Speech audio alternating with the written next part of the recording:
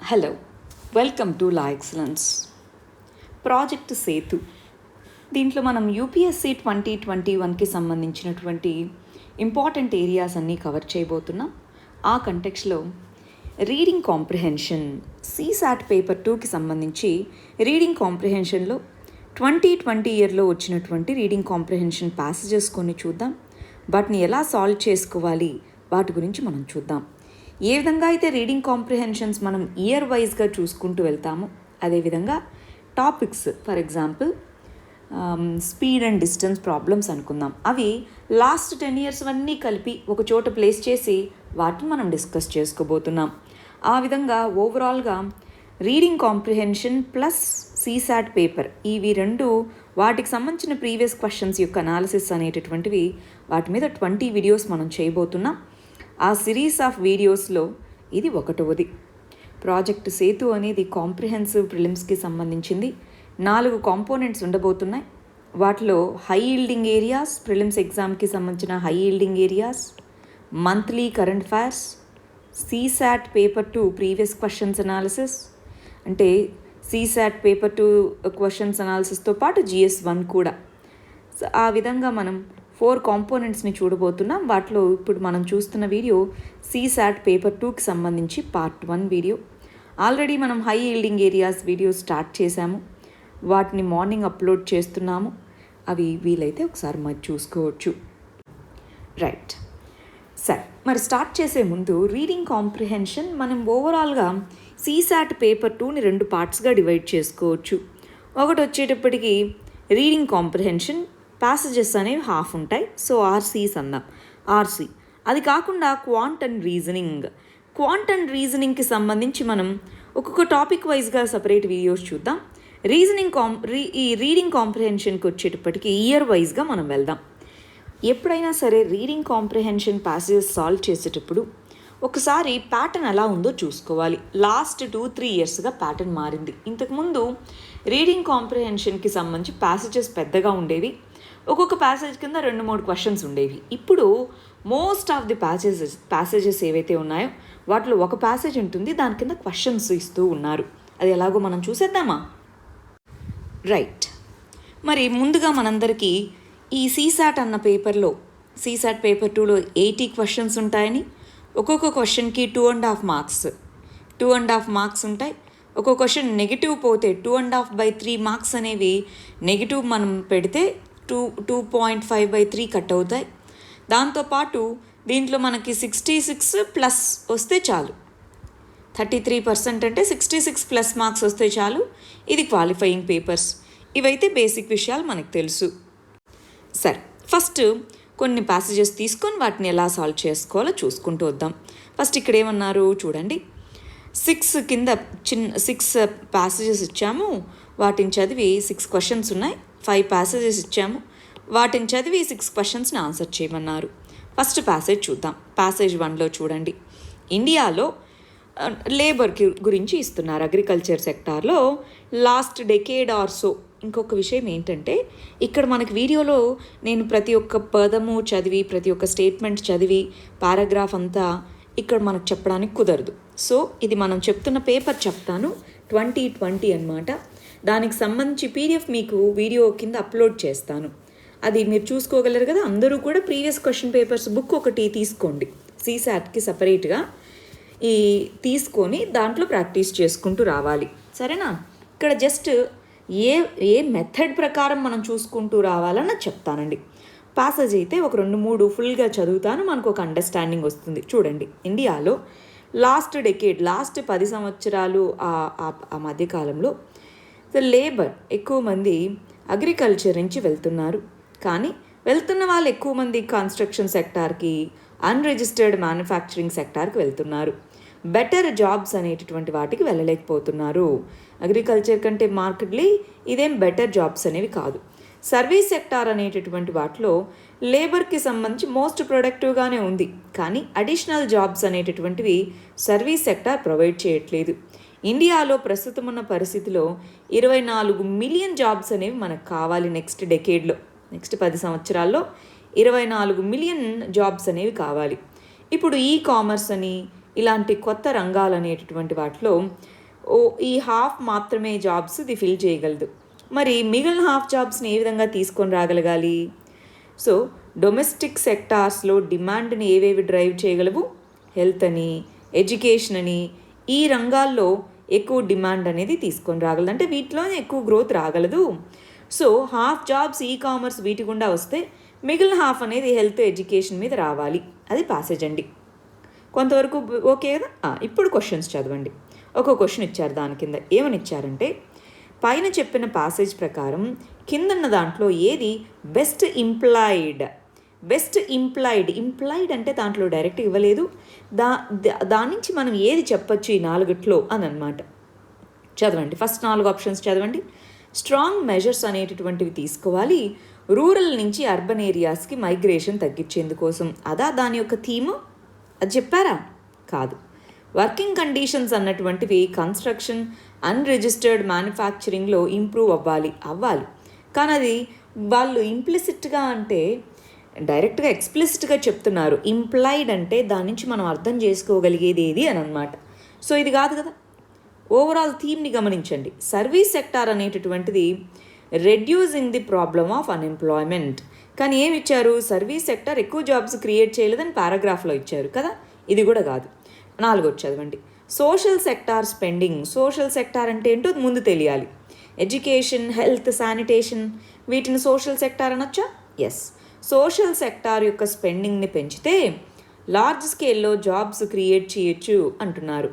ఇప్పుడు ఇందాక మనం చదివిన పారాగ్రాఫ్లో ఈ 4 ఏది బెస్ట్ ఇంప్లాయిడ్ అనిపిస్తుంది మనకి? ఇది బాగా గమనించాలి. రీడింగ్ కాంప్రిహెన్షన్లో 2 ఆప్షన్స్ సిమిలర్గా అనిపించవచ్చు, కానీ ఆ రెండిట్లో ఏది బెస్టో చూసి దాన్ని మనం ఆన్సర్గా పెట్టాలి. ఏదండి? ఆన్సర్ డి అవుతుంది. సో ఏది ఇంప్లాయిడ్, పారాగ్రాఫ్ నుంచి మనం ఏది ఇంప్లై చేసుకోవచ్చు అని క్లియర్ కదా. ఇంప్లాయిడ్ అంటే దాని నుంచి మనకి ఏం అర్థం చేసుకొని దాన్ని డిరైవ్ చేసుకోవచ్చు అని. సెకండ్ పారాగ్రాఫ్ కిందికి వచ్చేయండి. సెకండ్ పారాగ్రాఫ్లో రైట్ టు ప్రైవసీ దాని గురించి మాట్లాడుతున్నారు. సరే చూద్దాం. ఇండియాలో రైట్ టు ప్రైవసీ మీద ఫోకస్ పెరిగింది. ఎస్పెషల్లీ డిజిటల్ ఏజ్కి సంబంధించి డిజిటల్ ఎరాలో మన డేటా అనేది వివిధ రకాల ప్లాట్ఫామ్కి ఇస్తున్నాం. ఆ కంటెక్స్లో రైట్ టు ప్రైవసీ అనేది పెరిగింది. ఇది ఒక సబ్స్టాంటివ్ రైట్ ఎప్పుడు అవుతుంది? ఈ రైట్ టు ప్రైవసీ హక్కు అనేటటువంటిది ఆల్ సిచ్యువేషన్స్లో అందరికీ అప్లికబుల్ అవ్వాలి. ఒక ఇండివిజువల్ యొక్క ఫ్రీ ఎక్స్ప్రెషన్ అనేటటువంటిది ఎప్పుడు ఫుల్ఫిల్ చేసుకోగలుగుతారు? మనకి ఈ సెక్యూరిటీ, వాళ్ళు మాట్లాడే విషయానికి కానీ దానికి ప్రైవేట్ వాళ్ళకి సెక్యూరిటీ లేకుండా, ప్రైవసీ లేకుండా ఉంటే freedom of speech and expression ఉంటుందా? ఉండదు. సో ఆ కంటెక్స్లో గవర్నమెంట్ అనేటటువంటిది ఫ్రీడమ్ ఆఫ్ స్పీచ్ అండ్ ఎక్స్ప్రెషన్కి ఏవైతే అడ్డంకులు ఉన్నాయో వాటిని తొలగించడంతో పాటు ప్రైవేట్ సెక్టార్ అనేటటువంటిది లేదా ప్రైవేట్ పార్టీస్, వెబ్సైట్స్ ఇలాంటివి ఆ ఫ్రీడమ్ ఆఫ్ స్పీచ్ అండ్ ఎక్స్ప్రెషన్ని, ప్రైవసీని బ్లాక్ చేయకుండా ఉండేలాగా చర్యలు చేపట్టాలి. అప్పుడే ఇండివిజువల్కి రైట్ టు ప్రైవసీ ఉంటుందన్నారు. సరే, బాగుంది. క్వశ్చన్ ఏమి ఇచ్చారో చూద్దాం. సో పైన ఇచ్చిన ప్యాసేజ్ని బేస్ చేసుకొని ఏమేమి అజంప్షన్స్, పైన ఇచ్చిన ప్యాసేజ్లో ఏ అజంప్షన్స్ అనేవి తీసుకోవడం జరిగింది, ఏవి ఊహించుకున్నారు చూడాలి. స్టేట్ అనేటటువంటి దానికి కొన్ని ఇన్స్టిట్యూషన్స్ ఉండాలి. దేనికి? డిజిటల్ సొసైటీలో గవర్నమెంట్ యొక్క రోల్ అనేది ఏంటి అని నిర్ణయించడానికి కొన్ని ఇన్స్టిట్యూషన్స్ ఉండాలి. రెండోది, స్టేట్ అనేటటువంటిది, గవర్నమెంట్ అనేటటువంటిది ప్రైవేట్ పార్టీస్ సిటిజన్స్ యొక్క రైట్ టు ప్రైవసీని వైలేట్ చేయకుండా చూసుకోవాలి గవర్నమెంట్. మూడోది, డిజిటల్ ఎకానమీ అన్నటువంటిది ఈ ఇండివిజువల్ ప్రైవసీని వైలేట్ చేయకుండా అసలు ఉండలేదు అంటున్నారు. మరి ఈ మూడిట్లో ఏవి వ్యాలిడ్ అజంప్షన్స్, ఏవి రైట్ అజంప్షన్స్ అని అంటున్నారు చెప్పాలి. స్టేట్ అనేటటువంటి దానికి డిజిటల్ సొసైటీలో తన రోల్ని మెయింటైన్ చేయడానికి ఒక ఇన్స్టిట్యూషన్ ఉండాలి అన్నదా? కాదు కదా. రైట్ టు ప్రైవసీ అనేటటువంటి దాన్ని వైలేట్ చేయకుండా గవర్నమెంట్ ప్రొటెక్ట్ చేయాలి, అది చెప్పారు కదా. ఎస్. డిజిటల్ ఎకానమీకి సిటిజన్స్ యొక్క ప్రైవసీకి కంపాటబిలిటీ ఉండదు అని అంటున్నారు. ఉండొచ్చు, ఎప్పుడు గవర్నమెంట్ అయినా చర్యలు చేపట్టినప్పుడు కదా. సో ఇది తప్పు. ఆన్సర్ ఏమవుతుంది? D, two only. అంటే మనము ప్రైవసీ గురించి మనం చాలా ఆర్టికల్స్ చాలా చదువుతూ ఉంటాం, వాటిని ఇక్కడ తీసుకొని రాకూడదు. ఓన్లీ ఆ ప్యాసేజ్లో ఏవైతే ఇచ్చారో వాటిని మాత్రమే అర్థం చేసుకోవాలి. సరేనా? ఇక్కడ ఏ కంటెంట్ అయితే ప్యాసేజ్లో ఇచ్చుంటారో దాన్నే మనం చూడాలి, అవుట్ సైడ్ నాలెడ్జ్ని తీసుకొచ్చి దీంట్లో పెట్టకూడదు. ఇవి ఫస్ట్ 2 పారాగ్రాఫ్స్. నెక్స్ట్ పారాగ్రాఫ్ చూడండి, ప్యాసేజ్ 3కి వచ్చేసేయండి. ప్యాసేజ్ 3లో ఏమంటున్నారు, బిగ్గెస్ట్ ఐరనీస్, మనకి ఇండియాలోనే వరల్డ్లోనే బిగ్గెస్ట్ ఐరనీ ప్రాబ్లం ఏంటి వాటర్కి సంబంధించి, రివర్స్ అదర్ వెట్లాండ్స్ నుంచి వస్తుంది, అయినా సరే మనం వీటిని ప్రొటెక్ట్ చేయట్లేదు. వెట్లాండ్స్ వీటిని ప్రొటెక్ట్ చేయట్లేదు. పబ్లిక్ పాలసీ, వాటర్ని మనం రీసోర్స్గా వాడుతున్నాము. పబ్లిక్ పాలసీ అన్నటువంటిది దీన్ని ఒక న్యాచురల్ ఎకోసిస్టమ్గా మాత్రమే వాడుతున్నాం. మామూలుగా రీసోర్సెస్, మినరల్స్ కానీ వాటన్నిటికీ రీసోర్సెస్కి గవర్నమెంట్ సపరేట్ పాలసీస్ ఉన్నాయి. మరి దీన్ని ఓన్లీ న్యాచురల్ రీసోర్స్గా పరిగణించడం వల్ల మనం ఇష్టం వచ్చినట్టుగా వాటిని వాడేస్తున్నాము. సో ఎఫర్ట్స్ ఏవైతే వాటర్ సిస్టమ్స్ని యూజ్ చేసుకునే ఎఫర్ట్స్ అనేటటువంటి ఉన్నాయో వాటిని వాటర్ సప్లైని పెంచేదానికోసం చూస్తున్నాం మనం, అంతేగాని ఎకోసిస్టమ్ యొక్క కెపాసిటీని పెంచుకునే దానికి మనం చూడట్లేదు. మనం ఎప్పుడు కూడా వాటర్ సిస్టమ్ అనగానే వాటర్ సప్లై పెరగాలంతే, అంతేగాని ఓవరాల్ ఎకోసిస్టమ్ ఏ విధంగా ఉందన్నదాన్ని మనం చూడట్లేదు అని ఇచ్చారు ప్యాసేజ్లో. మరి క్వశ్చన్ ఏమి ఇచ్చారో దాని కింద చూద్దాం. ఇక్కడ ఇచ్చిన వాటిలో, ఇక్కడ పై ప్యాసేజ్ నుంచి ఇక్కడ ఇచ్చినటువంటి 4 స్టేట్మెంట్స్లో ఏది లాజికల్ గమనించాలి, ఏది లాజికల్ మరియు రేషనల్ ఇన్ఫరెన్స్ అంటే మనం దేన్ని దాని నుంచి తీసుకోవచ్చు, డిరైవ్ చేయొచ్చు అని చూడండి. రివర్స్ అండ్ అదర్ వెట్లాండ్స్ అనేటటువంటి వాటిని ప్రొటెక్ట్ చేయాలి రామ్సార్ కన్వెన్షన్ కింద. రెండోది, ఇంజనీరింగ్ వాటర్ సిస్టమ్స్ అన్నవి మోడర్నైజ్ చేయాలి, ఇంకా ఆర్గ్యుమెంట్ పెంచాలి. వెట్లాండ్స్ అనేటటువంటి వాటిని రీఇన్ఫోర్స్ చేయాలి, జస్ట్ వాటిని ఓపెన్ సోర్సెస్ ఆఫ్ వాటర్గా చూడడమే కాకుండా వాటర్ సప్లై అనేటటువంటిది ఫ్రీ ఆఫ్ కాస్ట్తో ఉండకూడదు, ఎందుకంటే దాన్ని మిస్యూజ్, ఓవర్ యూజ్ ఎక్కువ అవుతుంది కాబట్టి. ఈ 4 ఏది ఈ పర్టికులర్ పారాగ్రాఫ్లో మనకి ఆథర్ చెప్తున్నట్టు ఏది ఇన్ఫరెన్స్, దాని నుంచి మనకి ఏమర్థమవుతుంది, సిఏనా వెట్లాండ్స్ వీటిని రీఇన్ఫోర్స్ చేసుకోవాలి, జస్ట్ వాటిని ఎకోసిస్టమ్ రీసోర్సెస్, న్యాచురల్ రీసోర్స్ అని చూడడం కాదు, వాటిని ఎన్హాన్స్ చేసుకోవాలి, రీఇన్ఫోర్స్ చేయాలి. అదేనా దీని నుంచి మనకు అర్థమైనటువంటి లాజికల్ ఇన్ఫరెన్స్ అంటే ఈ ప్యాసేజ్ నుంచి. మనం ఇంకొక విషయం కూడా చేసామండి, ఏం చేసామంటే ఇన్ఫరెన్స్ అంటే ఏంటి, అజంప్షన్ అంటే ఏంటి, ఇంప్లైడ్ అంటే ఏంటి, ఇలాంటి పదాల మీద మనం ఒక వీడియో ఆల్రెడీ చేసున్నాం. దానికి సంబంధించిన లింక్ కూడా మీకు ఈ వీడియో డిస్క్రిప్షన్లో ప్లేస్ చేస్తాను, వీలైతే అది కూడా చూడండి. నెక్స్ట్ ప్యాసేజ్ 4కి వచ్చేసేయండి. ప్యాసేజ్ 4లో అసెట్ అలొకేషన్ అంటున్నారు, చూద్దాం ఇది ఇక్కడ ఏంటో. అసెట్ అలొకేషన్ అనేటటువంటిది, అసెట్స్ అంటే ఇన్వెస్ట్మెంట్స్కి సంబంధించి అసెట్ అలొకేషన్ అన్నది మోస్ట్ ఇంపార్టెంట్ డెసిషన్ అన్నమాట. అయితే మనము చాలామంది ఈ డెసిషన్ తీసుకునేటప్పుడు దానికి అంత ఇంపార్టెన్స్ ఇవ్వట్లేదు. అది చాలా ఇంపార్టెంట్ ఇన్వెస్ట్మెంట్ డెసిషన్, కానీ మనం అంత ఇంపార్టెన్స్ ఇవ్వట్లేదు. మనము ఎప్పుడూ కూడా ప్రెడిక్టబిలిటీ, ఇది ఇలా ఉండొచ్చు, ఇది ఇలా ఉండొచ్చు, సో ఫ్యూచర్ని ఎప్పుడూ ప్రెడిక్టబిలిటీతోనే చూస్తూ ఉంటాము. ఇంకా చూడాలి, ఇన్వెస్టింగ్ రిస్కీ అసెట్స్ అనేటటువంటివి వోలటైల్ అని మనం ఎప్పుడూ అనుకుంటూ ఉంటాం. మామూలుగా ఏదైనా ఒక వాల్యూ, ఒక అసెట్ యొక్క వాల్యూ ఫ్లక్చువేట్ అవుతుంది అంటే దాన్ని మనం కొనడానికి డిస్లైక్ చూపిస్తూ ఉంటాం. దాని నుంచి రిటర్న్స్, లాస్ అనేది వస్తుంది కాబట్టి రావచ్చేమో కాబట్టి మనం ఇన్వెస్ట్ చేయం. సో మనీ అనేటటువంటిది అసలు ఆ ఇన్వెస్ట్ చేసి ఊరికే పోగొట్టుకోవడం బదులు ఇంట్లో దాచిపెట్టుకున్నా, అన్ప్రొడక్టివ్గా ఉన్నా సేఫ్గా ఉంటుంది అని అనుకుంటాము. అయితే జనరల్గా మనం చూస్తే ఏది కూడా, ఏ అసెట్ కూడా రిస్క్ ఫ్రీ అనేటటువంటిది లేదు. మనం మన జాబ్స్ని కోల్పోవచ్చు, హోమ్స్ అనేవి వాటి యొక్క వాల్యూ పోవచ్చు, బ్యాంక్స్ అనేవి బ్యాంక్రప్ట్ అవ్వచ్చు, బాండ్స్ అనేవి డిఫాల్ట్ అయిపోవచ్చు, గవర్నమెంట్సే కొలాప్స్ అవ్వచ్చు, కంపెనీసే క్లోజ్ అవ్వచ్చు. ఇటువంటి సందర్భంలో మనం మన లైఫ్ అంతా కూడా ఏదో ఎక్స్ట్రీమ్ ఈవెంట్ ఎప్పుడో జరుగుతుందని ఊహించుకుంటూ గడపలేము. సో ఈ ఎక్స్ట్రీమ్ ఫార్మ్స్ ఆఫ్ రిస్క్స్ అన్నటువంటివి ఏవైతే ఉన్నాయో మనకి ఒకేసారి ఇవన్నీ జరగవు, మనమే ఎక్కువ ఊహించుకుంటూ ఉంటాము అంటున్నారు. సరే, ఇంత చెప్పారు కదా, క్వశ్చన్ ఏమి ఇచ్చారో చూడండి. సో ఈ పర్టికులర్ పారాగ్రాఫ్ నుంచి ఏ పర్టికులర్ స్టేట్మెంట్ని మనం బెస్ట్ ఇంప్లై చేసుకోవచ్చు, దాంట్లో ఇంప్లాయిడ్ అంటే దాంట్లో ఉండదు, డైరెక్ట్గా రాసి ఉండదు, మనం దాని నుంచి అర్థం చేసుకుండేది అని ఇంప్లాయిడ్. సో దేన్ని మనం ఇంప్లై చేసుకోవచ్చు, వెల్త్ని డిఫరెంట్ కైండ్స్ ఆఫ్ అసెట్స్లో మనం డిస్ట్రిబ్యూట్ చేసుకుంటే రిస్క్ అనేది మినిమైజ్ అవుతుంది అంటున్నారు.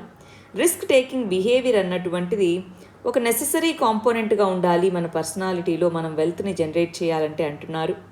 ఇన్వెస్ట్మెంట్స్ చేసేటప్పుడు trustworthy asset management organisation ఉంటే మనకి మంచి వెల్త్ జనరేట్ అవుతుంది అంటున్నారు. మనకి ఇన్వెస్టింగ్ మనీ అనేటటువంటిది రిస్కీ బిజినెస్ అని తెలుసుకోవాలి అంటున్నారు. ఈ నాలుగుట్లో ఏదండి ఆ పారాగ్రాఫ్ మనకేం చెప్పాలనుకుంటుంది? రిస్క్ తీసుకోవడం అనేటటువంటిది అవసరము, రిస్క్ టేకింగ్ బిహేవియర్ అవసరము. అందుకే కదా లాస్ట్లో అంత చెప్పారు, ఏది శాశ్వతం కాదు, అన్నిట్లోనూ రిస్క్ ఉంటుందని చెప్పారు, అవునా కదా? సో అందువల్ల ఆన్సర్ ఏమవుతుంది? బెస్ట్ ఇంప్లాయీస్ అంటే ఆన్సర్ బి అవుతుంది. ఇవన్నీ మీరు గమనిస్తూ రావాలి, ఈ ప్యాసేజెస్ అన్నీ మీరు గమనిస్తూ రావాలి. ఓకే, 4 ప్యాసేజెస్ సాల్వ్ చేశాము. నెక్స్ట్ 5th ప్యాసేజ్ చూడండి. జెనెటికలీ మాడిఫైడ్ ఆర్గానిజమ్స్కి సంబంధించి జిఎం క్రాప్స్ అనేటటువంటివి జెనెటికలీ ఇంజనీరింగ్ చేస్తున్నాము ఏదైనా ఒక సింగిల్ ట్రేట్ కోసం. Single trait for example BT cotton, అట్లా సింగిల్ ట్రేట్ కోసం. ఫ్యూచర్లో క్రాప్స్ అనేవి మోర్ దాన్ వన్ ట్రేట్, ఒకదాని కోసం కాకుండా మల్టిపుల్ క్వాలిటీస్ని ఆ క్రాప్లో తీసుకొని వచ్చేందుకోసం మనం పెంచవచ్చు ఫ్యూచర్లో. సో అందువల్ల బయోటెక్నాలజీ యొక్క రోల్ అనేటటువంటిది అగ్రికల్చర్లో మరియు దాని యొక్క రెగ్యులేషన్ అనేటటువంటి వాటిని ప్రజెంట్ ఉన్నటువంటి దాంట్లో, ప్రజెంట్ ఉన్న కంటెక్స్ట్లో కంటే డిఫరెంట్గా అర్థం చేసుకోవాలి. సో మనం ఏం చేయాలి? ఒక కాంప్రిహెన్సివ్గా ఈ జిఎం క్రాప్స్ గురించి అర్థం చేసుకోవాలి. వేరియస్ ఆస్పెక్ట్స్, ఏ ఆస్పెక్ట్స్? సోషో ఎకనామిక్గా అవి ఏ విధమైన ఇంపాక్ట్ కలిగి ఉంటాయి. పొటెన్షియల్ అనేటటువంటిది, ఈ టెక్నాలజీ యొక్క పొటెన్షియల్ ఏంటి? నెగిటివ్ ఇంపాక్ట్స్ ఏవైతే టెక్నాలజీ వల్ల వస్తాయో దాన్ని మినిమైజ్ చేసేందుకు ఏమేమి మరి మన దగ్గర ఉండేటటువంటి టెక్నాలజీ ఎలా ఉపయోగపడుతుందన్న చూడాలి. దాంతోపాటు బయోటెక్నాలజీ అనేటటువంటిది డిఫరెంట్ వెరైటీస్ని డెవలప్ చేయడం కోసం, especially climate mitigation, climate adaptation, వీటిలో ఎలా హెల్ప్ అవుతుంది అన్నటువంటిది చూసుకోవాలి. డొమెస్టిక్ రెగ్యులేషన్ అనేటటువంటి దాన్ని ఓన్లీ ట్రేడ్ పాలసీ వైపుగా మాత్రమే చూడకూడదు. చూడండి, ప్రస్తుతానికి మనం only trade policy, international treaties కోసమే ఈ బయోటెక్నాలజీ రెగ్యులేషన్ అనేది చేస్తున్నాం. అలా కాకుండా ఓవరాల్గా క్లైమేట్ చేంజ్ వీటన్నిటి కోసం అది ఉపయోగపడుతుంది అని చెప్తున్నారు పారాగ్రాఫ్లో. ఇప్పుడు క్వశ్చన్ ఏంటో చూద్దాం. 5th క్వశ్చన్ చూడాలి. పై ప్యాసేజ్ని బేస్ చేసుకొని ఏ అజంప్షన్స్ అనేవి ప్యాసేజ్లో తీసుకున్నారు, ఏవి ఊహించుకొని ఈ ప్యాసేజ్ని రాస్తున్నారని. బయోటెక్నాలజీ రెగ్యులేషన్ అనేది ఒక ఎవాల్వింగ్ ప్రాసెస్. రెండవది, పీపుల్ యొక్క పార్టిసిపేషన్ అన్నది పాలసీ డెసిషన్స్లో కావాలి. మూడవది, బయోటెక్నాలజీ రెగ్యులేషన్ అన్నటువంటి దాన్ని సోషియో ఎకనామిక్ ఆస్పెక్ట్స్ని వాటన్నిటిని బేస్ చేసుకొని అప్పుడే డెసిషన్ మేకింగ్ తీసుకోవాలి. పొలిటికల్ ఎగ్జిక్యూటివ్ని బయోటెక్నాలజీ రెగ్యులేషన్లో ఇన్వాల్వ్ చేయడం ద్వారా దాని యొక్క ఎఫెక్టివ్నెస్ అనేటటువంటిది పెరుగుతుంది, ఈ మనకి ఎస్పెషల్లీ కంట్రీ యొక్క ట్రేడ్ పాలసీస్ని డీల్ చేసేటప్పుడు అని చెప్తున్నారు. ఇప్పుడు చెప్పండి, ఇక్కడ ఇచ్చిన 4 ఏవి పైన చెప్పిన ప్యాసేజ్కి రిలవెంట్గా ఉన్నాయి? ఫస్ట్ అది బయోటెక్నాలజీ రెగ్యులేషన్ ఇప్పుడు ఇలా ఉంది, తర్వాత మారచ్చు అన్నారు, అంటే ఎవాల్వింగ్, అంతేనా? సో 1వది కరెక్ట్ అనిపిస్తుంది. రెండోది, పీపుల్ పార్టిసిపేషన్ గురించి ఎక్కడన్నా మాట్లాడారా? దాని మీనింగ్ వచ్చేలా ఎక్కడన్నా చెప్పారా? లేదు. మూడోది, బయోటెక్నాలజీ రెగ్యులేషన్ వేరియస్ ఆస్పెక్ట్స్ తీసుకోవాలి, సోషియో ఎకనామిక్, టెక్నాలజికల్ అన్నారు కదా. సో అందువల్ల 3వది కరెక్ట్. 4వది, పొలిటికల్ ఎగ్జిక్యూటివ్ని ఇన్వాల్వ్ చేసి వీటిలో మేజర్గా చూడమన్నారు, కానీ ప్యాసేజ్లో ఏమన్నారు? వీటితో పాటు బ్రాడ్గా దాన్ని చూడండి అన్నారు కదా. సో ఇది కాదు. ఆన్సర్ ఏమవుతుంది అప్పుడు? B 1, 3 only. ఏ అజంప్షన్స్ అనే వ్యాలిడో అవి చెప్పండి అంటున్నారు. ప్యాసేజ్ని చదివి దాని రిలేటెడ్ అజంప్షన్స్ని, దాని రిలేటెడ్గా క్వశ్చన్లో ఏవైతే అడుగుంటారో దాన్నే మనం రాయాలి. మరి ఇదే ప్యాసేజ్కి సంబంధించి ఇంకో క్వశ్చన్ ఇచ్చారు చూడండి. ఈ కింద స్టేట్మెంట్స్లో ఏ స్టేట్మెంట్ అనేటటువంటిది ఈ ప్యాసేజ్లో ఇచ్చినటువంటి క్రక్స్, అంటే ఒక ఓవరాల్ అండర్స్టాండింగ్ని చెప్తుంది అంటున్నారు. ప్రికాషనరీ ప్రిన్సిపల్ అనేటటువంటిది మనం జిఎం క్రాప్స్కి సంబంధించి సరిగా ఇవ్వట్లేదు. బయోటెక్నాలజీ అనేటటువంటిది క్లైమేట్ చేంజ్ మిటిగేషన్, అడాప్టేషన్ మెజర్స్కి ప్రస్తుతానికి వాడట్లేదు. బయోటెక్నాలజీ యొక్క రోల్ అనేది ప్రస్తుతం ఉన్న ప్రయారిటీస్కి మాత్రమే కన్ఫైన్ అయ్యి లేదు అని చెప్తున్నారు. నెగిటివ్ ఇంపాక్ట్స్ అనేవి ప్రాపర్గా అర్థం చేసుకోలేదు అంటున్నారు. ఇప్పుడు చెప్పండి, క్రక్స్ అంటే ఓవరాల్గా ఈ ప్యాసేజ్ మనకేం చెప్పాలనుకుంది? సిఏనా? బయోటెక్నాలజీ యొక్క రోలు మన ప్రస్తుతం ఉన్న అండర్స్టాండింగే కాదు, చాలా రోల్ ఉండబోతుందని చెప్తున్నారు. సో బయోటెక్నాలజీని వాడలేదనే చాలా మినిమల్ పాయింట్ దాంట్లో చెప్పిన దాంట్లో. ప్రికాషనరీ ప్రిన్సిపల్ చూస్తున్నాం. సో ఇది అసలు చెప్పిన దానికి ఆపోజిట్. నెగిటివ్ ఇంపాక్ట్స్ని ప్రాపర్గా అర్థం చేసుకోలేదు కాదు, చేసుకున్నాం. సో ఇది కాదు, అందువల్ల ఆన్సర్ సి అవుతుంది. So first 6 set of questions మీద క్లారిటీ వచ్చినట్టేనా? ఇవన్నీ మళ్ళీ మీరు కూర్చొని సాల్వ్ చేయాలి. నేను జస్ట్ మీకు ఒక ఓవర్ వ్యూ లాగా ఇస్తున్నాను అంతే. మళ్ళీ కూర్చొని పాసేజెస్ అన్నీ సాల్వ్ చేయాలి. చదివి అర్థం చేసుకొని సాల్వ్ చేయడానికి ప్రయత్నించండి. అజంప్షన్స్ అంటే ఏంటి, క్రక్స్ అంటే ఏంటి, అలాంటి క్వశ్చన్స్ని ఎలా సాల్వ్ చేయాలి అర్థమవుతున్నాయా? సో నెక్స్ట్ ఇవంతా కూడా రీజనింగ్ క్వాంట్కి సంబంధించినవి. ఇది కూడా రీజనింగ్ క్వాంటే. నెక్స్ట్ చూడండి, మళ్ళీ ఇక్కడ 5 ప్యాసేజెస్ ఇచ్చి ఆ 5 ప్యాసేజెస్లో 7 క్వశ్చన్స్ ఇచ్చాము, వాటిని సాల్వ్ చేయమంటున్నారు. ఇందాక 6 క్వశ్చన్స్ని సాల్వ్ చేశాం కదా, ఇప్పుడు ఈ 7 క్వశ్చన్స్ని సాల్వ్ చేద్దాం. సో దాంతో ఓవరాల్గా 13 క్వశ్చన్స్ని సాల్వ్ చేసినట్టు, మిగిలిన క్వశ్చన్స్ని మీరు సాల్వ్ చేసుకోవడానికి ట్రై చేసుకోవాలి. అలా మనం ప్రతి పేపర్లోనూ లాస్ట్ 10 ఇయర్స్కి సంబంధించి 12 నుంచి 15 క్వశ్చన్స్ సాల్వ్ చేద్దాం. మిగిలిన క్వశ్చన్స్ మీరు ప్రయత్నిస్తూ ఉండండి. రైట్, మరి ఈ 7 క్వశ్చన్స్లో ఫస్ట్ ప్యాసేజ్కి వెళ్ళిపోదాం. ప్యాసేజ్ 1, దీంట్లో ఏం చెప్తున్నారు? ప్రైవేట్ ఇన్వెస్ట్మెంట్ అన్నది ఇన్ జనరల్గా వోలటైల్, మారుతూ ఉంటుంది. ప్రైవేట్ ఇన్వెస్ట్మెంట్ మారుతూ ఉంటుంది, ఫ్లక్చువేట్ అవుతూ ఉంటుంది. ఫారిన్ ప్రైవేట్ ఇన్వెస్ట్మెంట్ ఇంకా వోలటైల్. ఎందుకని? ఇన్వెస్ట్మెంట్ అవెన్యూస్ అనేటటువంటివి ప్రపంచవ్యాప్తంగా వివిధ దేశాల్లో వివిధ రకాలుగా ఉన్నాయి. ఫారిన్ ఇన్వెస్ట్మెంట్ వాళ్ళు తీసుకొచ్చారు, రేపు ఇక్కడ సిచ్యువేషన్ బాగాలేదు, వేరే చోటుకి వెళ్ళిపోతారు. సో ఇన్వెస్ట్మెంట్ అనేది మారుతూ ఉంటుంది. సో ఎంప్లాయ్మెంట్ రెస్పాన్సిబిలిటీ, ఎంప్లాయ్మెంట్ని ప్రొవైడ్ చేసేటటువంటి రెస్పాన్సిబిలిటీ అనేది ఎఫ్డిఐకి మనం ఇచ్చేయలేము. ఎఫ్డిఐ ఎంప్లాయ్మెంట్ని తీసుకొని వస్తుంది, కానీ దానికి ఆ రెస్పాన్సిబిలిటీని ఇచ్చేయలేము. కరెంట్ ఎఫ్డిఐ ఫ్లోస్ అనేటటువంటివి వోలటైల్గా ఉన్నాయి. వాళ్ళు ఇన్వెస్ట్మెంట్ పెడుతున్నారు, కొన్ని సంవత్సరాలకు మళ్ళీ వెళ్ళిపోతున్నారు. Over a period of time అది వోలటైల్గా తయారవుతూ వచ్చాయి వివిధ రంగాల్లో, వివిధ ప్రాంతాల్లో. అందువల్ల మనము వాళ్ళు ఎందుకు వెళ్ళిపోతున్నారు? మరి వాళ్ళకి ఇంకా వేరే చోట హయ్యెస్ట్ రిటర్న్స్ ఎక్కడన్నా వస్తుంటే దానికి వెళ్ళిపోతున్నారు. సో దానివల్ల అడ్వర్స్ కాన్సిక్వెన్సెస్ అనేటటువంటివి, నెగిటివ్ కాన్సిక్వెన్సెస్ అనేటటువంటివి అన్స్టేబుల్ ఎంప్లాయ్మెంట్ అనేది, ఇన్కమ్కి సంబంధించి ఇన్ఈక్వాలిటీస్ పెరగడము, రీజనల్ ఇన్ఈక్వాలిటీస్ పెరగడం, ఇలాంటివి జరుగుతూ ఉన్నాయి. అయితే ఈ ఫారిన్ ఇన్వెస్ట్మెంట్ ద్వారా వచ్చేటటువంటి ఒక పాజిటివ్ కాన్సిక్వెన్స్ ఏంటి అంటే టెక్నాలజీని ఇంట్రడ్యూస్ చేస్తారు. ఆ తర్వాత అందరూ వాడడం మొదలు పెడతారు. అయితే టెక్నాలజీ అనేది అన్ని రంగాల్లోకి వెళ్ళట్లేదు. ఎందుకంటే ఆల్రెడీ ఉన్నటువంటి ఫిజికల్ హ్యూమన్ క్యాపిటల్ అనేటటువంటిది ఈ కొత్త టెక్నాలజీని తీసుకొని వచ్చేందుకు ఇన్అడీక్వేట్గా ఉంది. సరిపడినంత ఫిజికల్ మరియు హ్యూమన్ క్యాపిటల్ లేదు కాబట్టి అని అంటున్నారు. సో ఎప్పుడైనా సరే ప్యాసేజ్ని చదివాక కంప్లీట్ చేస్తాం కదా, మళ్ళీ ఒకసారి ఇప్పుడు మనం ఒక 6 సెంటెన్సెస్ ఉన్నాయి దీంట్లో అనుకుంటే, 6 సెంటెన్సెస్ యొక్క జిస్ట్ని ఒకసారి మన మైండ్లో గుర్తెచ్చుకోవాలి, అప్పుడు ఆన్సర్ చేయాలి. సరే, దీనికి క్వశ్చన్ ఏమి ఇచ్చారో చూద్దాం. పైన ఇచ్చిన ప్యాసేజ్ని బట్టి ఏవి అజంప్షన్స్ చెప్పండి అంటున్నారు. ఏవి కరెక్ట్ అజంప్షన్స్? ఫారిన్ ఇన్వెస్ట్మెంట్ అనేటటువంటి దాన్ని లాంగ్ టర్మ్లో రిలే అవ్వడం అన్నది ఎకనామికల్గా మంచి పాలసీ కాదు అంటున్నారు. రెండోది చూద్దాం. పాలసీస్ అనేటటువంటివి ఫారిన్ ప్రైవేట్ ఇన్వెస్ట్మెంట్లో వొలటాలిటీని తగ్గించేందుకు ప్రయత్నించాలి. పాలసీస్ అనేటటువంటివి డొమెస్టిక్ ప్రైవేట్ ఇన్వెస్ట్మెంట్ని స్ట్రెంగ్తెన్ చేయడానికి ప్రయత్నించాలి. పబ్లిక్ ఇన్వెస్ట్మెంట్ అన్న దానికి ప్రయారిటీ ఇవ్వాలి ప్రైవేట్ ఇన్వెస్ట్మెంట్ కంటే. సబ్స్టాన్షియల్ పబ్లిక్ ఇన్వెస్ట్మెంట్ ఎడ్యుకేషన్, హెల్త్లో తీసుకొని రావాలి అంటున్నారు. వీటన్నిటిలోనూ ఏవి వ్యాలిడ్ అజంప్షన్స్తో చెప్పాలి అంటున్నారు.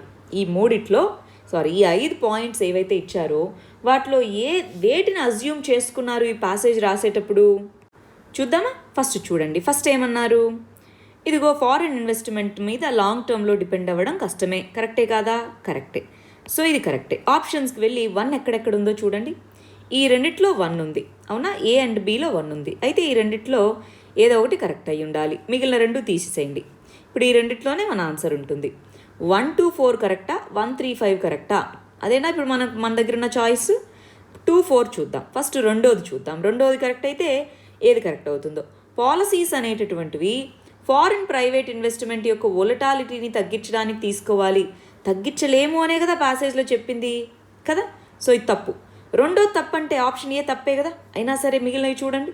పాలసీస్ అనేటటువంటివి డొమెస్టిక్ ప్రైవేట్ ఇన్వెస్ట్మెంట్కి స్ట్రెంగ్తెన్ చేయాలి, అవును.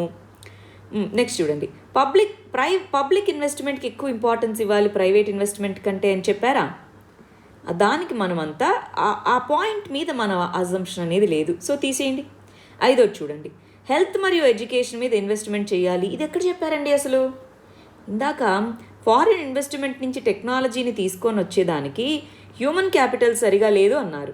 మరి హ్యూమన్ క్యాపిటల్ అంటే ఏంటి? దాని మీనింగ్ హెల్త్, ఎడ్యుకేషన్ వీటి మీదేనా? సో వాటి మీద స్పెండ్ చేస్తే దాని నుంచి వచ్చే బెనిఫిట్స్ పొందొచ్చా లేదా? పొందొచ్చు. అందువల్ల 135 అనేది రైట్ అజంప్షన్స్ అవుతాయి.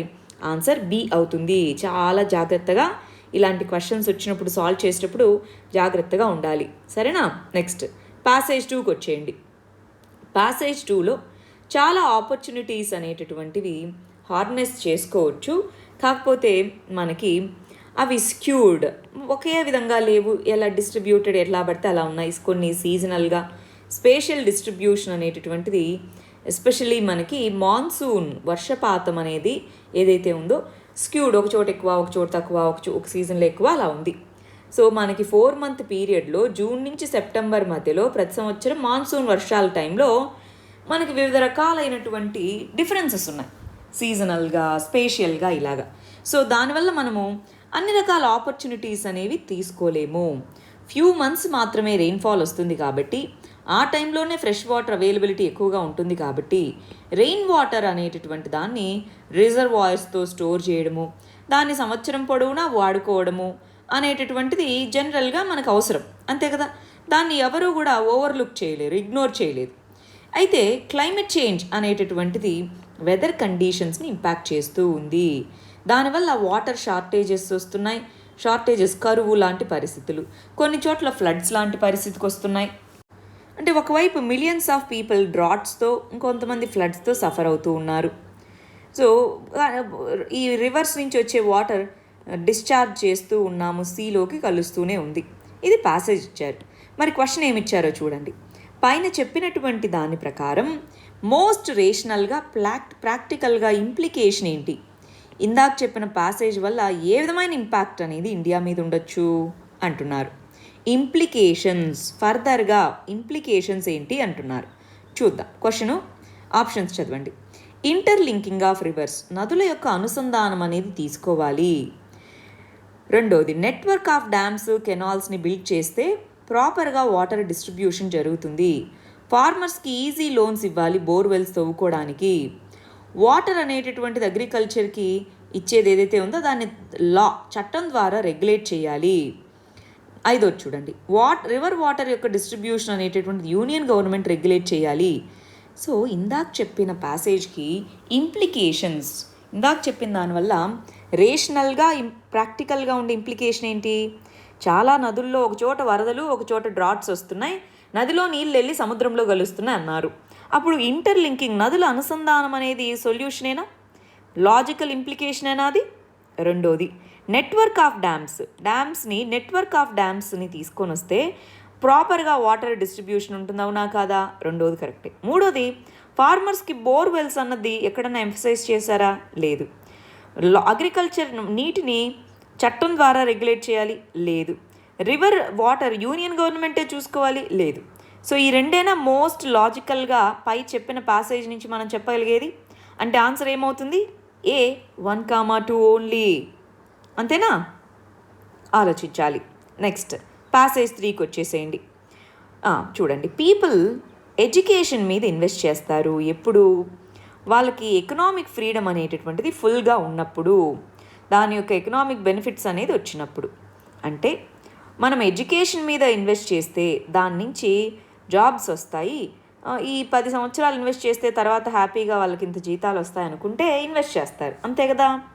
అలా కాకుండా చూడండి, అలా కాకుండా రివర్స్లో ఉంటే వేరేలా ఉంటుంది. పీపుల్ లోవర్ ట్యాక్స్ రేట్స్ అనేటటువంటివి ఉండడం వల్ల హయ్యర్ ఇన్కమ్స్ అనేటటువంటి వాళ్ళకి వచ్చిన దాంట్లో నుంచి హయ్యర్ ఇన్కమ్ వచ్చినప్పుడు దాని నుంచి మిగులు ఎంతైతే ఉంటుందో దాన్ని ఎడ్యుకేషన్ మీద ఇన్వెస్ట్ చేస్తారు. సో దానివల్ల ఎడ్యుకేషన్ మీద ఇన్వెస్ట్ చేయాలి అని, అంతే కదా, చేస్తే రిటర్న్స్ వస్తాయి అని. అయితే చూడాలి, అదర్ హ్యాండ్ గవర్నమెంట్ అనేటటువంటిది ఆల్రెడీ ఎడ్యుకేటెడ్ ఇండివిజువల్స్ ఎవరైతే ఉన్నారో వాళ్ళ యొక్క ఇన్వెస్ట్మెంట్, వాళ్ళ నుంచి వచ్చే మనీ మీద హయ్యర్ రేట్స్ ఆఫ్ ట్యాక్సెస్ వేస్తుందన్నమాట. సో ఇనీషియల్గా స్కూల్ లెవెల్ ఇక్కడి నుంచి వెళ్ళేటప్పుడు ఎడ్యుకేషన్ మీద ఇన్వెస్ట్ చేస్తే వచ్చిన తర్వాత జాబ్ వచ్చాక మంచి రిటర్న్స్ ఉంటాయి. కానీ అలా ఎడ్యుకేటెడ్ ఇండివిజువల్స్ ఎవరైతే ఉన్నారో వాళ్ళ మీద హయ్యర్ ట్యాక్సెస్ వేస్తున్నాయి. దానివల్ల వాళ్ళు ఫర్దర్గా ఎడ్యుకేట్ చేసుకోవడానికి, వాళ్ళ ఫర్దర్ స్టడీస్కి వాటికి ప్రాబ్లమ్స్గా ఉంది. సో పేరెంట్స్ ఎవరైతే వాళ్ళ చిల్డ్రన్ మీద ఇన్వెస్ట్ చేయాలి, వాళ్ళ చిల్డ్రన్ యొక్క ఎడ్యుకేషన్ మీద ఇన్వెస్ట్ చేయాలనుకుంటున్నారో ట్యాక్సెస్ అనేవి, వాళ్ళు ఒకవేళ ఆ పేరెంట్స్ చదువుకున్న వాళ్ళు అనుకోండి, వాళ్ళకు వచ్చే ఇన్కమ్ మీద ఎక్కువ ట్యాక్సులు వేయడం వల్ల ఆ మనీ అనేటటువంటిది వాళ్ళకి ఇన్సెంటివ్ లాగా పని చేయట్లేదు. సరే, ఇది ప్యాసేజ్. అంటే ఓవరాల్గా ఏం చెప్తున్నారంటే ఎడ్యుకేషన్ మీద ఇన్వెస్ట్ చేస్తే మంచి రిటర్న్స్ వస్తాయంటారు కదా.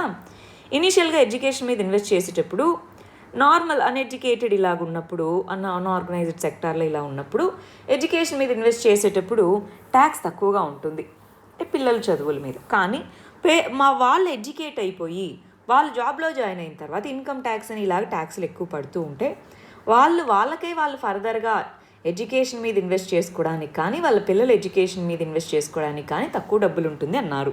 సరే, ఇప్పుడు ప్యాసేజ్ ఏంటో చూద్దాం. పైన చెప్పిన ప్యాసేజ్ నుంచి ఏ అజంప్షన్స్ అనేవి మనం చూడొచ్చు అంటున్నారు. ఫస్ట్ చూడండి, లోవర్ ట్యాక్స్ రేట్స్ అనేటటువంటివి ఇన్వేరియబ్లీ గ్రేటర్ ఇన్వెస్ట్మెంట్ అనేవి హయ్యర్ ఎడ్యుకేషన్లో వస్తాయి అంటున్నారు. హయ్యర్ ఎడ్యుకేషన్లో ఏదేమైనా తక్కువ ట్యాక్స్ వేస్తే ఎక్కువ ఇన్వెస్ట్మెంట్స్ పెడతారా? ఇన్వేరియబ్లీ కాదు కదా.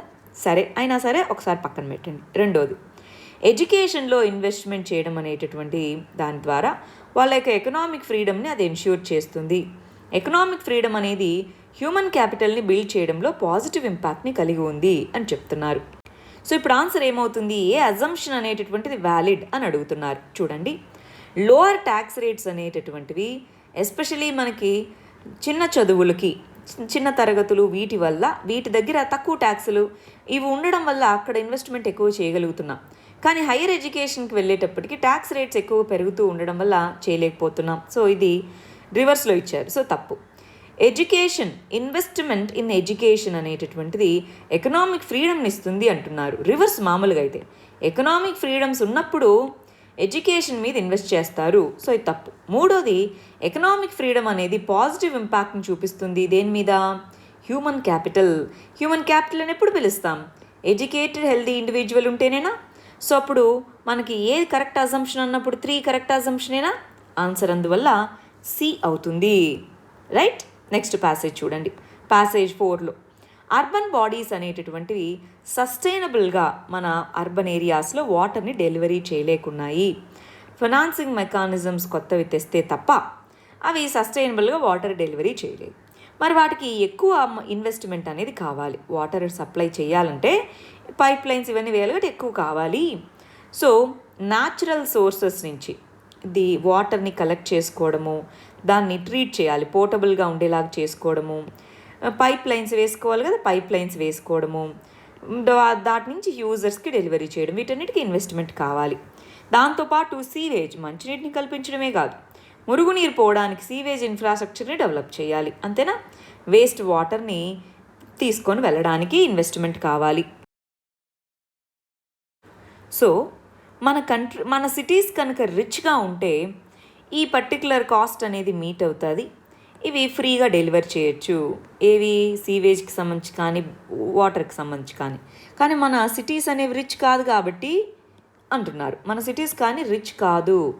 మామూలుగా అయితే ఇన్వెస్ట్మెంట్ చాలా కావాలి. అర్బన్ బాడీస్ ఇప్పుడు చేయలేకున్నాయి, సప్లై చేయలేకున్నాయి, రిచ్ కాదు కాబట్టి అన్నారు. సో ఇక్కడ క్వశ్చన్ ఏంటి? పైన ఇచ్చిన ప్యాసేజ్ నుంచి most logical and crucial message ఏంటి? ఏ మెసేజ్ని ఈ ప్యాసేజ్ కన్వే చేయాలి మనకు అనుకుంటుంది? అర్బన్ లోకల్ బాడీస్ అనేటటువంటివి యూజర్ ఛార్జెస్ ద్వారా వాటి యొక్క కాస్ట్ని రికవర్ చేసుకోవాలి అని. రెండోది, అర్బన్ లోకల్ బాడీస్ అనేటటువంటివి నాట్ ఎఫిషియంట్, వాటర్ రిక్వైర్మెంట్స్ని మీట్ అవ్వడంలో ఎఫిషియెంట్గా లేవు అని. వాటర్ షార్టేజ్ అనేటటువంటిది ఒక పెద్ద ప్రాబ్లంగా మారింది, దాన్ని సాల్వ్ చేయలేము అని. వాటర్ క్రైసిస్ ఉన్నది కాబట్టి ఈ కంటెక్స్లో పాపులేషన్ని లిమిట్ చేయాలి సిటీస్లో అని. వీటిలో ఏది క్రూషియల్గా ప్యాసేజ్ మనకేం చెప్పాలనుకుంటుంది? వాటి దగ్గర డబ్బులు లేవు, వాటికి డబ్బులు తెచ్చుకోవాలి అవి ఇన్వెస్ట్ చేయడానికి. అంటే యూజర్ ఛార్జెస్ వెయ్యాలి అనేనా? అవి సిటీస్ రిచ్ అయ్యింటే వాళ్ళు ఫ్రీగా డెలివరీ చేసేవాళ్ళు, వాళ్ళు ఫ్రీగా ఇప్పుడు డెలివరీ చేయలేరు అంటే యూజర్ ఛార్జెస్ వెయ్యాలి. అదేనా మెసేజ్ మనకి పర్టికులర్ ప్యాసేజ్ చెప్పాలనుకుంది. అంతేగాని ఎఫిషియెంట్ కాదు అని కాదు, వాటర్ షార్టేజ్ని అస్సలు అడ్రస్ చేయలేము అని కాదు, వాటర్ క్రైసిస్ కోసం పాపులేషన్ తగ్గించాలి అని కాదు. సో 24th క్వశ్చన్కి ఆన్సర్ ఏ అయింది. నెక్స్ట్ అదే ప్యాసేజ్ని బేస్ చేసుకొని ఇంకో క్వశ్చన్ ఇచ్చారు చూడండి. పైన ఇచ్చిన దానికి సంబంధించి 2 స్టేట్మెంట్స్ ఇచ్చి ఆ రెండిట్లో ఏ అజంప్షన్స్ అనేవి వ్యాలిడో చెప్పంటున్నారు. ఫస్ట్ చూడండి, రిచ్ సిటీస్ అనేటటువంటివి సస్టైనబుల్ డెలివరీ ఆఫ్ వాటర్ని ఇవ్వగలవు. రెండోది, సస్టైనబుల్ డెలివరీ ఆఫ్ వాటర్ సిటీస్లో ఉండాలి అంటే దానికి ఓన్లీ వాటర్ని సప్లై చేయడమే కాదు, మచ్ మోర్ ఇంకా చాలా చెయ్యాలి అన్నారు. సో ఈ రెండిట్లో ఏది కరెక్ట్ అజంప్షన్ అనేటటువంటిది, ఈ రెండిట్లో ఏది కరెక్ట్ అజంప్షన్? మన సిటీస్ రిచ్ సిటీస్ అనేటటువంటివి కాదు అని అక్కడే చెప్పారు. సో అవి మాత్రమే సస్టైనబుల్ వాటర్ని డెలివరీ చేయగలము అనా? కాదు కదా. అవి కాకుండా ఆల్టర్నేటివ్స్ చూడాలి. సో ఇది కాదు. రెండోది చూడండి, so much more than supplying water ఒక్కటే కాదు, సీవేజ్ నెట్వర్క్ ఇదంతా వెయ్యాలి అని చెప్పారు ప్యాసేజ్లో. సో రెండోది దాని కింద ఉన్న valid assumption. So answer B అవుతుంది, 2 ఓన్లీ అనేది దాని కింద ఆన్సర్. మరి ప్యాసేజ్ 5కి వచ్చేద్దాం. ఇండియాలో అగ్రికల్చర్ అనేటటువంటి దాంట్లో ఇప్పటికీ కూడా హాఫ్ ఆఫ్ ది పాపులేషన్ అగ్రికల్చర్లో ఉన్నారు. 85% వాళ్ళలో స్మాల్ అండ్ మార్జినల్ ఫార్మర్స్ ఉన్నారు. చైనా, వియత్నాం వీటన్నిటితో పోలిస్తే వాళ్ళ కంట్రీలో ఫాస్ట్గా స్ట్రక్చరల్గా రూరల్ ట్రాన్స్ఫర్మేషన్ అవుతూ ఉంటే మరి మన ఇండియా యొక్క స్టోరీ అనేది స్లోగా జరుగుతూ ఉంది. అందువల్ల పావర్టీ అనేది అంత త్వరగా మనకి తగ్గిపోవట్లేదు. 1988 నుంచి 2014 మధ్యలో చూస్తే పావర్టీ రేట్స్ అనేవి మన దాంట్లో స్లోగా తగ్గుతూ ఉన్నాయి. చైనా, వియత్నాం లాంటి దాంట్లో ఫాస్ట్గా తగ్గుతూ వస్తున్నాయి. పావర్టీ రిడక్షన్ అనేటటువంటిది ఈ పీరియడ్లో మనకి స్లోగా ఉండింది. బట్ 2005 నుంచి మనకి పెరుగుతూ వస్తూ ఉంది, పావర్టీ రేట్స్ తగ్గుతున్నాయి బాగా. సరే, మరి మనం ఏం చేయడం వల్ల ఈ పీరియడ్లో పావర్టీ రేట్స్ బాగా తగ్గుతూ వచ్చాయి? రీసెర్చ్ ఏం చెప్తుందంటే మనకి అగ్రికల్చర్లో గ్లోబల్గా ప్రైసెస్ పెరుగుతూ ఉన్నాయి అగ్రికల్చరల్ ప్రోడక్ట్స్కి. దాని ద్వారా అగ్రికల్చర్లో ఇన్వెస్ట్మెంట్ పెరుగుతూ వస్తూ ఉంది. అగ్రికల్చరల్ జీడిపి గ్రోత్ పెరుగుతూ వస్తూ ఉంది. సర్ప్లస్ అనేటటువంటి దాన్ని రావడం వల్ల అగ్రికల్చరల్ ట్రేడ్ పెరుగుతూ ఉంది. ఫార్మ్ వేజెస్ అనేవి పెరుగుతూ ఉన్నాయి. అందువల్ల పావర్టీ అనేది తగ్గింది. ఇది పారాగ్రాఫ్. మరి దాని కింద ఏ క్వశ్చన్ ఇచ్చారో చూడండి. పైన ఇచ్చిన ప్యాసేజ్ని బేస్ చేసుకొని ఏ అజంప్షన్స్ అనేవి వ్యాలిడో చెప్పమంటున్నారు. ఫస్ట్ చూడండి, స్ట్రక్చరల్ అండ్ రూరల్ ట్రాన్స్ఫర్మేషన్ అనేటటువంటిది ఫార్మర్స్ స్మాల్ అండ్ మార్జినల్ అయితే మాత్రం ఇంపాసిబుల్ అంటున్నారు. రెండోది, గుడ్ ప్రైస్ ఇన్సెంటివ్ అనేటటువంటిది అగ్రికల్చర్లో ఇన్వెస్ట్మెంట్ని తీసుకొని రాగలదు అంటున్నారు. మూడోది, ఇండియాలో ఇండియా అనేది వాల్యూ చైన్స్ని బిల్డ్ చేయాలి, హై వాల్యూ అగ్రికల్చరల్ ప్రోడక్ట్స్కి, లైవ్ స్టాక్కి, హార్టికల్చర్కి అంటున్నారు. నాలుగోది, హయ్యర్ గ్లోబల్ ప్రైసెస్ అనేవి అగ్రికల్చరల్ కమోడిటీస్లో ఇండియాలో పావర్టీ రిడక్షన్కి ఎసెన్షియల్ అవి అని అంటున్నారు. సో ఇప్పుడు ఇక్కడిచ్చిన 4ట్లో ఏ అజంప్షన్స్ అనేవి వ్యాలిడ్ అండి? ఫస్ట్ చూడండి, మరి స్మాల్ అండ్ మార్జినల్ ఫార్మర్స్ ఉంటే అగ్రికల్చరల్ ట్రాన్స్ఫర్మేషన్ ఇంపాసిబులా? కాదు. స్లోగా పావర్టీ రేట్ తగ్గుతూ వచ్చే అగ్రికల్చర్ బెటర్ అయిందని చెప్పారు కదా ఇందాక దాంట్లో కూడా. సో అది కాదు. రెండోది, good price incentives, better prices ఉన్నాయి అన్నప్పుడు ఇన్వెస్ట్మెంట్ పెరిగింది అని ఆ పారాగ్రాఫ్ నుంచి మనకు అర్థమైంది. సో రెండోది కరెక్ట్. సో రెండోది ఉన్నది మాత్రమే కరెక్ట్ అవుతుంది. అంటే ఇది తప్పు, ఇది తప్పు అయినట్టు. సో మనకి ఈ రెండిట్లోనే ఏదో ఒకటి ఆన్సర్ అవుతుంది. 2-4 కానీ 2-3 కానీ. 3 చూద్దాం. ఇండియా అనేటటువంటిది వాల్యూ చైన్స్ని బిల్డ్ చేయాలి అగ్రికల్చరల్ ప్రోడక్ట్స్కి. సో అది కరెక్టే అనిపిస్తుంది. కానీ 4వది కూడా చదువుదాం, అప్పుడు చూద్దాం. హయ్యర్ గ్లోబల్ ప్రైసెస్ ఉంటే మాత్రమే ఎసెన్షియల్ అది పావర్టీ రిడక్షన్కి. అవునా? అది లేకపోయినా సరే పావర్టీ రిడక్షన్ అనేది చేయొచ్చు వివిధ మార్గాల ద్వారా కదా. సో ఇది కాదు. సో అప్పుడు 3 అనేది కరెక్ట్ ఆన్సర్ అవుతుంది. సి 2,3 అనేది కరెక్ట్ అవుతుంది. దీంతో మనం 13 క్వశ్చన్స్ని సాల్వ్ చేసాం. చూడండి, ఈ పేపర్లో ఇంకా మనకి చాలా క్వశ్చన్స్ ఉన్నాయి. సో ఇలా ఒక్కొక్కటి చూసుకుంటూ వెళ్ళండి. దీంట్లో క్వాంట్ రీజనింగ్కి మనం సపరేట్ వీడియోస్ చేద్దాం. ఇదిగో ఇక్కడ చాలా క్వశ్చన్స్ క్వాంట్ అండ్ రీజనింగ్ నుంచి ఇచ్చున్నాయి. ఇలాగ ప్యాసేజెస్ అన్నీ ఉన్నవి సాల్వ్ చేసుకుంటూ వెళ్ళండి. ఖచ్చితంగా 2011 నుంచి 2020 వరకు ఉన్నటువంటి ప్రీవియస్ క్వశ్చన్స్ అందరికీ కాదండి, ఇది మీకు సీసాట్లో బాగా ఇబ్బందిగా ఉంది అనుకున్నప్పుడు కంపల్సరీగా ఇది చెయ్యాలి. లేదు సీసాట్లో మేము కంఫర్టబులే అనుకుంటే కొద్దిగా 4-5 ప్రాక్టీస్ టెస్టులు రాస్తే సరిపోతుంది. సీసాట్లో పేపర్ 2లో మాకు కంఫర్టబిలిటీ లేదనుకున్నప్పుడు ఖచ్చితంగా ఇవి ప్రాక్టీస్ చేసుకోండి. ఈ విధంగా మిగిలిన క్వశ్చన్స్ అన్నీ సాల్వ్ చేసుకుంటూ వెళ్ళండి. నేను ఒక 2 వీడియోస్ సంబంధించిన లింక్స్ ఈ వీడియో డిస్క్రిప్షన్లో ప్లేస్ చేస్తానండి. వాటిలో ఈ ప్యాసేజెస్కి సంబంధించినటువంటి కొన్ని టర్మ్స్ని నేను అక్కడ ప్లేస్ చేశాను. అవి మీరు చూసుకోవచ్చు. All the very best. Thank you very much.